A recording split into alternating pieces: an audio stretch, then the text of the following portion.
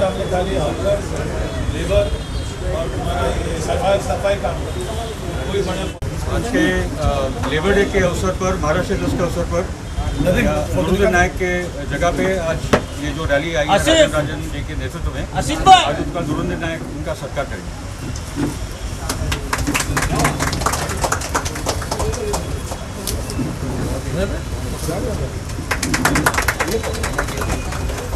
नरुदे नायक comrade शहीद का जो सीनियर यूनियन लीडर है, वामपंथी मूवमेंट से सदियों से जुड़े हैं, वो नरुदे नायक उसको सत्कार करेंगे।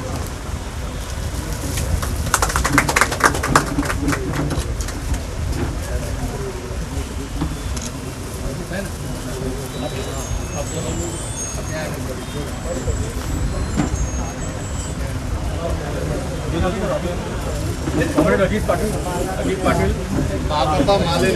सीपीआई में लिबरेशन के लीडर है महाराष्ट्र के। इनकलाब जिंदाबाद। कॉमरेड श्याम लाल बावटा जिंदाबाद। कामगार एकजुटीचा राजन राजे आगे बढ़े, हम तुम्हारे साथ हैं। कॉमरेड श्याम गोयल का सत्कार करेंगे सीपीआईएमएल के लीडर है भारत। इनकलाब जिंदाबाद। हम सब एक है, हम सब एक है, हम सब एक है, हम सब एक है। लाल बौटे की जय हो। एक फिरोज भाई का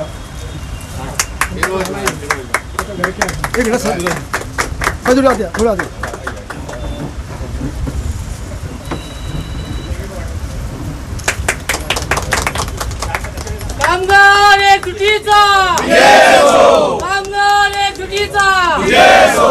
राजन राजे भाई आगे बढ़ो, हम तुम्हारे साथ हैं। राजन राजे भाई आगे बढ़ो, हम तुम्हारे साथ हम हैं। सब एक है, हम सब एक है, हम सब एक है।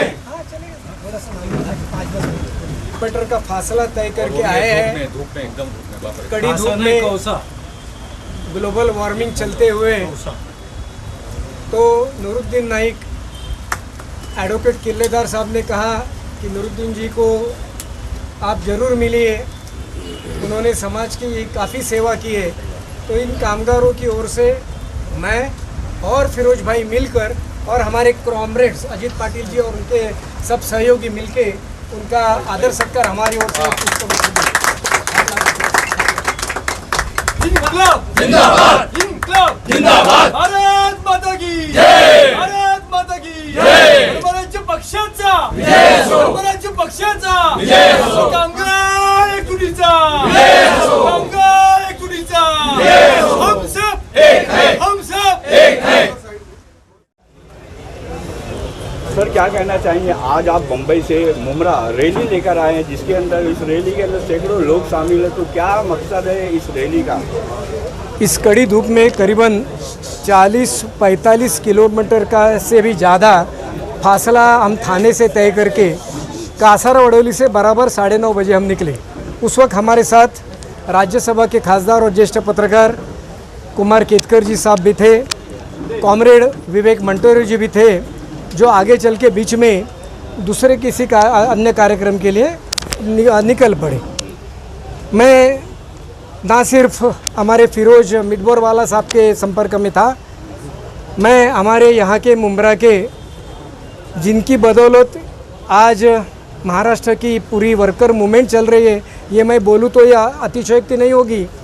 वो एडवोकेट किल्लेदार साहब, इनके संपर्क में था, इनके मार्गदर्शन में वो आए, उन्होंने अपना कीमती समय हमें दिया, मुझे अगवा किया, बहुत सारी बातों के ऊपर मार्गदर्शन किया, हमने उनका बुजुर्ग का है वो मार्गदर्शन लिया और आज हम यहाँ नूरुद्दीन नाइक साहब के यहाँ तक पहुँचे। अजीत जी पाटिल और उनके सहकारी हमारे साथ है।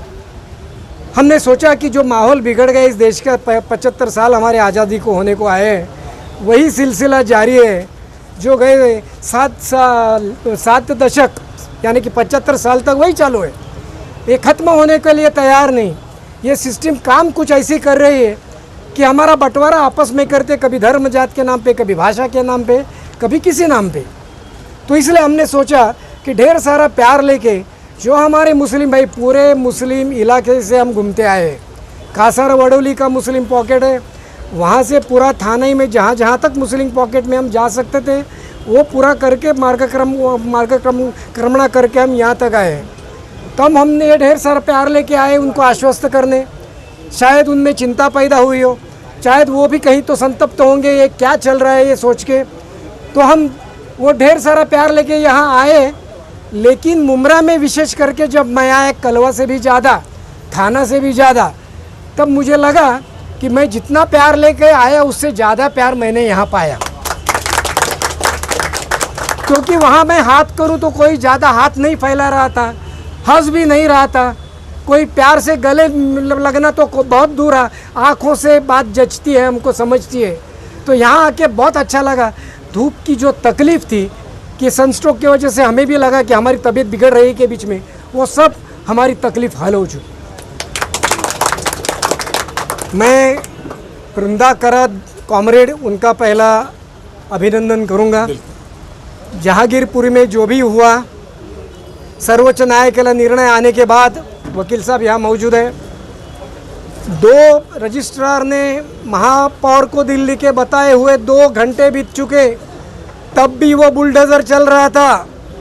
कॉमरेड वृंदा करात एक महिला वो उसके सामने आ गई और उसने उसको रुकवा दिया। ये बुलडोज़र भारत बनने से उन्होंने रोक दिया और इसलिए उनका स्वागत है, उनका अभिनंदन है। मैडम बिंदा कराट जिंदाबाद जिंदाबाद। सर, इन दिनों अजान और लाउड स्पीकर को लेके कुछ लोग हैं जो महाराष्ट्र का माहौल ख़राब करना चाहते हैं, तो क्या कहना चाहोगे? सब ये सक्सेसफुल नहीं हुए इनकी। कल ये महाराष्ट्र के नाम पे कर रहे थे, मराठी तो नाम पे कर रहे थे, अब हिंदुत्व। ये देखो ये क्या है, इनकी राजनीति, ये धंधा है। तो ये धंधा इनको चलने के लिए ये कुछ भी करेंगे, लेकिन अभी लोग गुमराह नहीं होंगे। हम लोगों को अगवा कर रहे, विशेषकर कामगार लोग, ओबीसी, मराठा, हम 4 एम लेके जा रहे साथ में, मुस्लिम, मराठा, महिला और मागास वर्गीय, ये सबको हम अगवा कर रहे हैं कि अभी इनके नाद में ज़्यादा कोई नहीं लगेगा और इनका ये नाजायज़ खेल अभी चलेगा नहीं।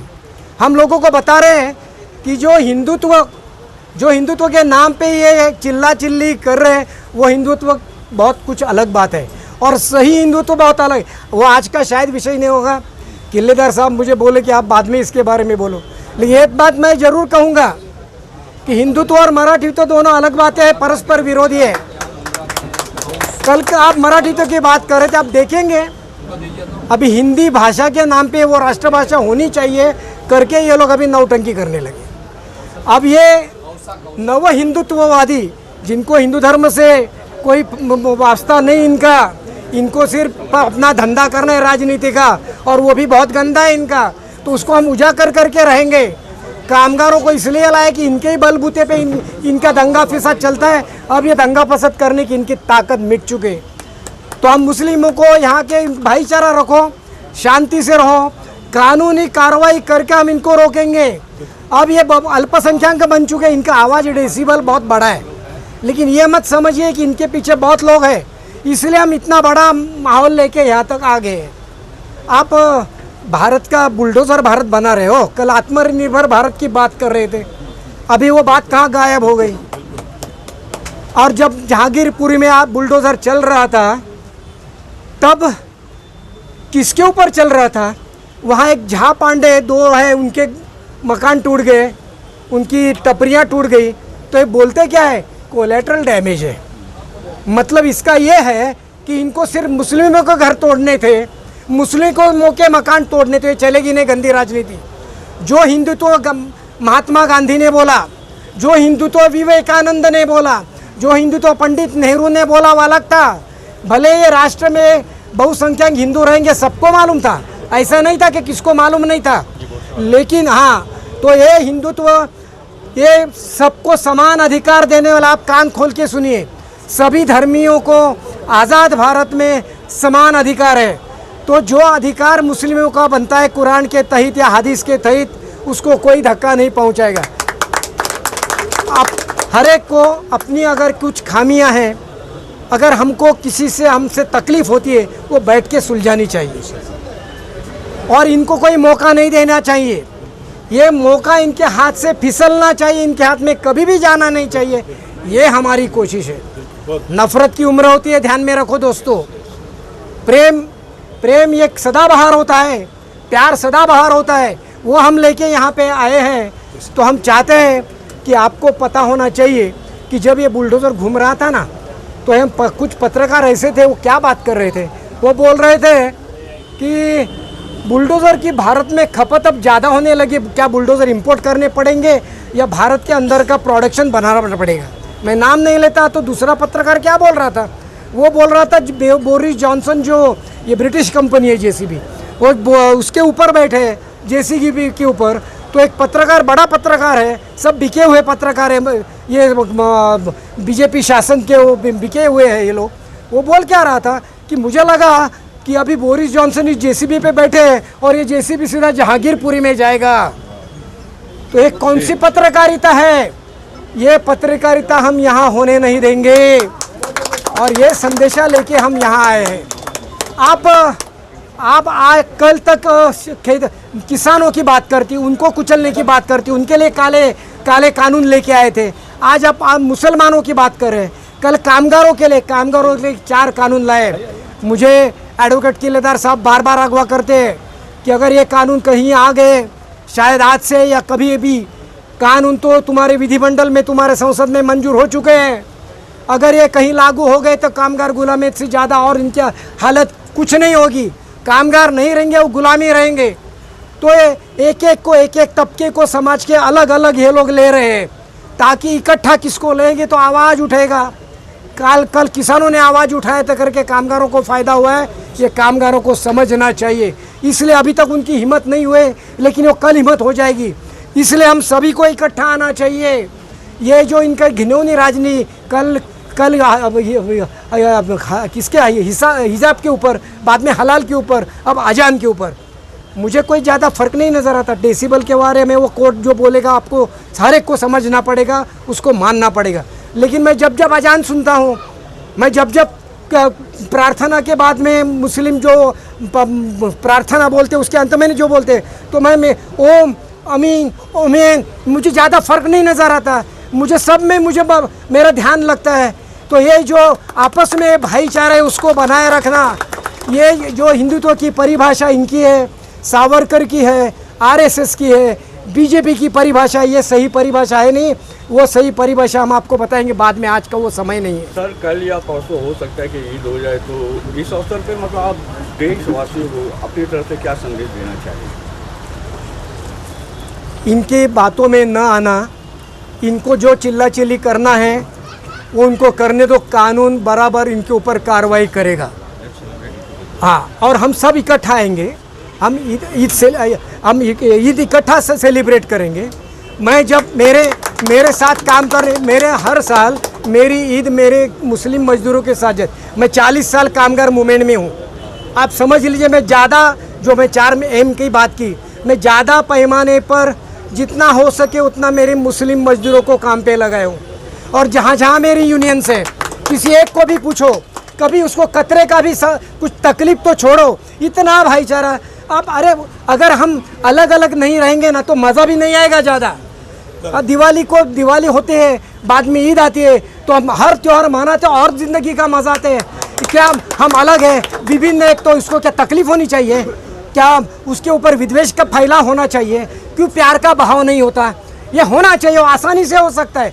ये जो गिने चुने लोग हैं ना, ये कल तक सबका साथ सबका विकास बोल रहे थे, अब ये सिर्फ गिने चुने लोगों का विकास और बाकी सबको लात बोल रहे हैं। तो इनकी भाषा परिभाषा हमको समझने, हम समझ के रहेंगे। ये कुछ नहीं, किसी भी बात में सफल नहीं होंगे कि जो हमारे हिंदुओं में ओबीसी है, जो मराठा लोग हैं, वो सब समझ चुके। शिव छत्रपति महाराज उनकी जो भी राजनीति है वो राजनीति हम करते हैं। शिव छत्रपति महाराज की राजनीति में कभी भी उन्होंने कोई फर्क नहीं किया था, चाहे मुस्लिम हो, चाहे हिंदू हो, चाहे और किसी महजब का हो। ये सिर्फ ये वर्चस्ववाद का खेल है, ये महजब का खेल है नहीं, ये सियासत का खेल है। हम सबको बोल रहे हैं कि इसको पहचानो। अब लोग पहचान चुके और बहुत हो गया। 70-75 साल बहुत होते हैं भाई। लोग इतने अनाड़ी भी नहीं होते कि ये खेल को नहीं। कोई भी हर धर्म में, हर महजब में गलत लोग होते हैं, हर जात में गलत लोग होते हैं, लेकिन अच्छे लोग घर में चुप बैठते हैं, बोलते नहीं ना करके इनका ज़्यादा फैला होता है। अब हम बोलेंगे, अब हम चुप नहीं रहेंगे। ये संदेशा लेकर हम आए हैं मुस्लिमों को, यहाँ के हमारे मुस्लिम भाइयों को प्रेम दे रहे हैं। ये रमज़ान का मौसम है, ये पवित्र महीना है, तो ये प्यार लेके हम आए। इस प्यार को प्यार दिल में संजोए हुए है, इसको आप स्वीकार करो और आपकी हम रजा लेते। जय महाराष्ट्र, जय हिंद। मेरे देशभक्त साथियों, मजदूर दिवस पे, अंतर्राष्ट्रीय मजदूर दिवस पे और महाराष्ट्र दिवस पे सबको क्रांतिकारी जिंदाबाद। उनका काम है बांटना, हमारा काम है जोड़ना। वो भारत को तोड़ना चाहते हैं, हम भारत को जोड़ कर रहेंगे। वो लोग धर्म के आधार पर, जाति के आधार पर, अभी भाषा के आधार पर, अभी और एक हिंदी के नाम पर, क्योंकि वो जानते हैं कि साउथ इंडिया में जीत नहीं सकते, तो हिंदी और हिंदू वोट को एकत्र करो। मगर देश को कितना नुकसान हो रहा है, साउथ इंडिया कितना दूर जा रहा है उत्तर भारत से, उनको कोई परवाह नहीं है। मगर जो आज़ादी की परंपरा के हम लोग जो साथी है, जो गांधी जी को मानने वाले, भगत सिंह को मानने वाले, सुभाष चंद्र बोस, बाबा साहब अम्बेडकर, मौलाना आज़ाद, खान अब्दुल गफ्फार खान, ये हमारी परंपरा है। वो परंपरा ने आज़ादी दिलवाई थी, महाराष्ट्र में बनाया था, मजदूर आंदोलन को ताकत दी थी पूरे देश में। वो परंपरा के हम लोग हैं, उनका कोई लेना देना नहीं है ना आज़ादी के आंदोलन के से, ना देश को एक रखने में। और ये जिम्मेदारी मजदूर आंदोलन ने इस बार बहुत बड़े पैमाने पर देश में स्वीकार की है, क्योंकि मेरे जानने के अनुसार पहली बार पूरे देश में मजदूर दिवस पे सद्भावना का नारा जो दिया है वो आज पहली बार हुआ है। उन्होंने देखा था कि किसान आंदोलन के टाइम पे भी उन्होंने सिख और हिंदू को बंटवारे की कोशिश की थी, मगर वो हो नहीं पाया। और जब टिकैत ने हर हर महादेव अल्लाह अकबर का नारा दिया था, वहीं योगी का पूरा 80-20% का एजेंडा खत्म हो गया। तो जो किसान आंदोलन ने जो एक बड़ी जिम्मेदारी निभाई, वो आज मजदूर आंदोलन भी जिम्मेदारी निभा रहा है। आज बम्बे, पूना से एक यात्रा आई है बम्बे की तरफ, आज थाना से बड़ी यात्रा निकली है। बड़े पैमाने पे इस बार देश भर में जो मजदूरों की यात्रा निकली है, और 40-50 किलोमीटर वाली यात्रा इतने धूप में, वो कमिटमेंट बताता है मजदूर आंदोलन को, सद्भावना के सवाल को लेकर, मजदूरों के सवाल को लेकर और देश के सवालों को लेकर। साथियों, बात ऐसी है कि एक है हिंदू धर्म गांधी जी वाला, दूसरा है गोडसे वाला। ये दोनों को समझना कोई मुश्किल काम नहीं है, ठीक है। मगर उसके साथ हमारे जो मुस्लिम साथी है, उनको भी इंट्रोस्पेक्ट करना होगा कि हम मुसलमान भी कहाँ गलतियाँ कर रहे हैं। कुछ चीज़ें थी जो 70-75 साल में हमको करनी चाहिए थी। जैसे ये लाउड स्पीकर का सवाल कोई बड़ा सवाल नहीं है, ये कोई इस्लाम का सवाल नहीं है, ठीक है। खाली इतना कि हमारे भगवान और अल्लाह भी हमसे परेशान हो चुके हैं, भाई ये लोग कितना चिल्लाते। हम लोग जब मंदिर और मस्जिद में जाते हैं तो प्रार्थना हम लोग बहुत धीरे स्वर से करते हैं, मगर जिस प्रकार से लाउड स्पीकर के कारण लोग परेशान हो रहे थे, तो अभी चाहे कोई भी कारण से हुआ हो, मगर मैं देख रहा हूँ कि लाउड स्पीकर जो इलीगल है, क्योंकि सुप्रीम कोर्ट ने बता दिया है कि लाउड स्पीकर आप लगा सकते हो, मगर डेसिबल सिस्टम कितना उसका साउंड होना चाहिए उसको कंट्रोल करो, वो संयम में लाओ। वो जो डेसिबल है 45-55 वाला जो मामला है, और 10 बजे रात को लेकर सुबह 6 बजे तक का, ये कोई बड़ी बात नहीं हम लोगों को उसको स्वीकार करने के लिए। और उसके साथ जो भी आप मज़हब का आप नमाज पढ़ो, मंदिर की प्रार्थना करो, गिरजाघर में, गुरुद्वारों में, वो आवाज़ अंदर तक ही होनी चाहिए। क्योंकि आपकी नमाज अल्लाह ताला सुन रहा है, वो पूरे सड़क पे सुनाने की जरूरत नहीं, ठीक है। और ये सब चीज़ें अभी आपका जो कामगार आंदोलन है, ईमानदारी से सब बातों को लेकर करनी चाहिए। दिक्कत क्या हुई है कि हम लोग आ जाते हैं हमारे आर्थिक सवालों को लेकर, मगर जो बाकी के जो सवाल है हिंदू मुसलमान धर्म के लेकर, वो हम लोग बातचीत नहीं करते, उससे दूरी जाती रहती है। तो बंटवारे वोटिंग के टाइम में कोई बीजेपी तो कोई MIM, कोई ओवैसी, कोई मुस्लिम लीग वगैरह वगैरह सब हो जाता है। तो मैं तो ये बता दूं कि हिजाब के सवाल पे भी मेरा बहुत क्लियर मत है। ये जो पॉपुलर फ्रंट ऑफ इंडिया है, जो खुद एक कट्टर इस्लामिक ऑर्गेनाइजेशन है, वो लड़कियां बोलती है कि हमको हिजाब का अधिकार है, स्कूल में जाने के पे निकले। अरे भाई, सभी स्कूलों का एक नियम होता है जो यूनिफॉर्म को चाहिए कि नहीं। जो इस्लामिक स्कूल है वहाँ दुपट्टा सलवार कमीज चलता है, वहाँ स्कर्ट जीन्स टॉप नहीं अलाउड होता है। कल आप बोलेंगे सेंट जेवियर स्कूल में मेरे को हिजाब पहन के आने का कोई अलाउ नहीं करने वाला। तो ये इस्लामिक राइट विंग भी ऐसे ऐसे सवाल दे देती है बीजेपी वालों को जिससे उसको फायदा होता है। तो हमको हमारे अंदर जो कट्टर मुसलमान है उनको भी ये सब बातें खुलकर बोलनी पड़ेगी, वो टाइम पे हमको छूटने बैठना। ट्रिपल तलाक पे भी आपको बता दूं मेरा पोजीशन क्या था। 70-75 साल में all India Muslim personal law board वो काम नहीं कर पाई जो उनको करना चाहिए था, इसलिए आम मुस्लिम औरतें सुप्रीम कोर्ट में गई। एक शॉट दारू पीकर आएगा, बोलेगा तलाक तलाक तलाक दे रहा हो, तो कब तक हम लोग बर्दाश्त करेंगे भाई। आपको खत्म करना था कि तलाक तलाक 22 मुस्लिम कंट्री में खत्म हो चुका है। उनको मौका नहीं देना, ठीक है, मौका नहीं देना। आप खुद रिफॉर्म नहीं करोगे तो बाहर वाले आके उसका करेंगे। और मैं आपको यहां तक बता दूं कि जो बिल आया वो सुप्रीम कोर्ट ने बोला है सरकार को कि बिल बनाओ, फिर ये बिल बनाए, कोई मोदी ने अपने आप नहीं बनाया। सुप्रीम कोर्ट ने बोला कि तलाक तलाक तलाक अभी इनवैलिड हो चुका है, मगर इलीगल तब होता है जब एक कानून बनता है, और एक कानून बना, और एक कानून में कुछ कमियां होती है जैसे हर कानून में है। मगर ये कानून के बाद जो ओवीसी बोलता था कि हजारों मुस्लिम मर्द जेलों में डाले जाएंगे, एक भी नहीं गया 2 साल में, एक भी नहीं गया है। और उसके साथ ट्रिपल तलाक खत्म हो चुका है, ना वो मर्द की अभी ताकत रही है, ना मौलाना कोई साइकिल ले तैयार है कि तलाक तलाक तलाक दिया। तो जो मुस्लिम समाज को तो अंदरूनी जो रिफॉर्म की जरूरत है, वो यूनियंस को ही बात हमको करनी पड़ेगी, और हमको ईमानदारी से ये सब बातें करनी पड़ेगी। और आखिरी में साथियों, ये दौर इतना खतरनाक है देश के लिए, ये 1930 और 1940 वाला जर्मनी है। कल ही के दिन 30 अप्रैल को हिटलर मर चुके थे। जो हिटलर ने जर्मनी, यूरोप और दुनिया को बर्बाद कर डाला था, तो वो दिन भी हमको मनाना चाहिए। और मोदी को बोलना चाहिए कि 28 तारीख को मुसोलिनी मर गया था, 30 तारीख को सुसाइड करके हिटलर मर गया था, और 9 मई के दिन सोवियत रूस ने नाजी जर्मनी को हरा दिया था। ये इतना इंपॉर्टेंट वक्त है ये लेबर मूवमेंट को लेकर, ठीक है। इसलिए 1930s 40s का जर्मनी जिस प्रकार से जूस को हिटलर ने टारगेट कर दिया था, उसी प्रकार से भारत के मुसलमानों को टारगेट किया जा रहा है। चाहे वो CA का सवाल है, NRC NPR का सवाल, कि आप अपना कागज दो वरना भारत के नागरिक नहीं है। जहांगीरपुरा में जो भारत के हमारे बंगाल से आए मुसलमान हैं, वो केजरीवाल को भी शर्म नहीं है कि उनको रोहिंग्या और बंगाली वगैरह बोल रहे हैं। मतलब ये पार्टियां कब कब हिंदुत्ववादी बन जाती है, हमको चौकन्ना रहना होगा और उनको बोलना पड़ेगा, ठीक है। तो ये बुलडोजर वाली जो बात है, ये बुलडोजर सिर्फ जहांगीरपुरी पे नहीं चला, ये बुलडोजर हमारे संविधान पे चल रहा है, बराबर। इसलिए अगली बार ये खतरा आता है तो मैं तो जानता हूँ कि ये भाई साहब तो आ जाएंगे, आपकी यूनियन भी आ जाएंगे, मगर बाकी के राजनीतिक दल क्या है, लेफ्ट के भी आ गए थे, वृंदा कराड़ आ गई थी। तो जो वामपंथी लाल बावटा वाली ताकतें हैं, वो बार बार ये फांसीवाद को रोकने के लिए सड़क पर आ रही है। और अभी मुस्लिम समाज को समझना लेना चाहिए कि ये जो ताकत है एक सेक्युलर ताकत है, प्रोग्रेसिव ताकत है, और जनवादी ताकत है, लोगों के साथ खड़ी हुई ताकत है। मुसलमानों के नरसंहार की बात अभी यहाँ तक पहुँच चुकी है साथियों, कि ये मैटर इफ नहीं रहा, होगा कि नहीं वाला नहीं, अभी वो बात नहीं है, ये कब होगा वाला यहाँ तक आ चुका है। और पहली बार पूरी दुनिया में वो चर्चा हो रही है कि जो जेनोसाइड, जो मुसलमानों का नरसंहार भारत में दिख रहा है, उसको लेकर दुनिया के लोग अभी बोलने लगे। इसलिए आज का दिन जहां मजदूर आंदोलन ने इस दिन को अपना लिया है, मजदूर के सवाल को लेकर और सद्भावना को सवाल को लेकर, पूरे मजदूर आंदोलन का हमारी तरफ से उनको सलाम। दोस्तों, आज जो है इंटरनेशनल लेबर्स डे है और रॉयल डे भी माना जाता है ये, और लॉयल डे भी माना जाता है। इसलिए आपने लाल कलर पहना। हाँ, इसलिए मैंने लाल कलर पहना हूँ कि ये लाल बावटा का कलर है, और आज इंटरनेशनल ये लेबर डे है।